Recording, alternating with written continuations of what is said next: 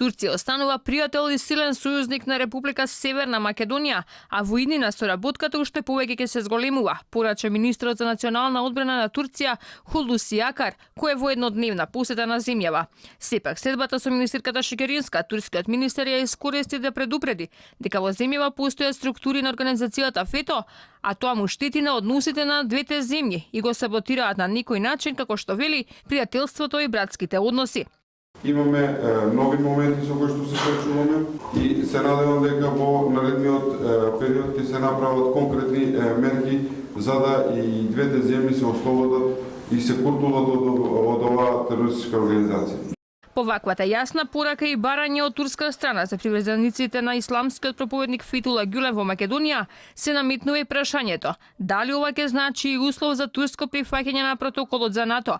Министерката пак за одбрана се надева дека во иднина Турција ќе даде зелено светло за пристапување на нашата земја во НАТО.